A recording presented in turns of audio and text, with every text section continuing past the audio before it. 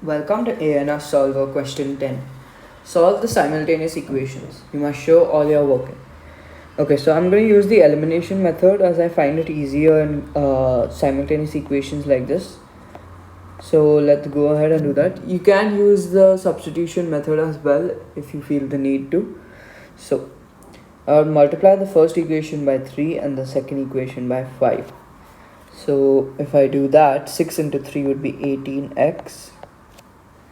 Plus 15y, because 5 into 3 is 15, equals to 27 into 3, which is 81. So 81. Now 5x into 5 would be 25x minus 15y, which is equal to 44 into 5, which is 220. The positive and negative 15y gets cancelled, so we are left with these two equations. So 18 plus 25 will give us 43x is equal to 301, because 220 plus 81 is 301. Therefore x is equal to 301 divided by 43, which is 7. Therefore 7 being your final answer or your final value of x. Now let's find y. So you just need to substitute x in one of the equations. So 5 multiplied by x will give you 35, minus 3y is equal to 44. So therefore minus 3y, you can take the 35 to the other side of the equation. Positive becomes negative when you move it from one side of the equation to the other. So 44 minus 35 is equal to 9, and therefore y is equal to negative 3. Now let's move to part B. Y is inversely proportional to x plus 3 the whole square. So when they say inversely proportionate, they mean k, that is a constant, divided by the x value that they get. In this case, x plus 3 the whole square. So when they say inversely proportionate, you have to divide the x value by k, and when it's directly proportionate, you multiply it with k. So let's find the value of k first, as they've given us the value of x and y. So let's substitute the values of x and y. So 8 is equal to k divided by 2 plus 3 the whole square. So 2 plus 3 is 5, and 5 the whole square. So 5 square is equal to 25.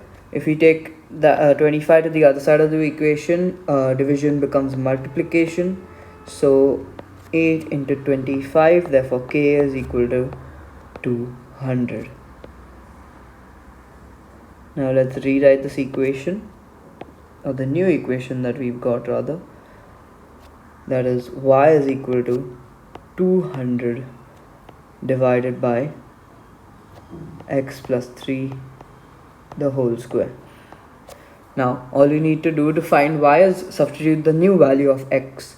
So therefore y is equal to 200 divided by 7 plus 3 the whole square. So 7 plus 3 is equal to 10, and 10 square is equal to 100. Therefore 200 divided by 100. You can cancel the two zeros. Therefore your final value of y, and the answer to part B, is going to be y is equal to 2. Now let's move on to part C. Solve the inequality. So let's expand the brackets first and then solve the inequality. So 3 multiplied by x is 3x. You basically multiply this number by both the terms in the bracket. Same goes for the 7. So 3 multiplied by x is 3x. 3 multiplied by minus 2 is minus 6. And you keep the sign as it is. 7 multiplied by x is going to be 7x. 7 multiplied by 2 is going to be positive 14. Now we need to get all the x's to one side of the equation, or the inequality, and the numbers to the other side. So if we take 14 to the other side of the equation, positive becomes negative, and the same logic with the 3x. So therefore you will get 4x, because 7 minus 3 would give you 4x, is greater than minus 6 minus 14, that will give you minus 20.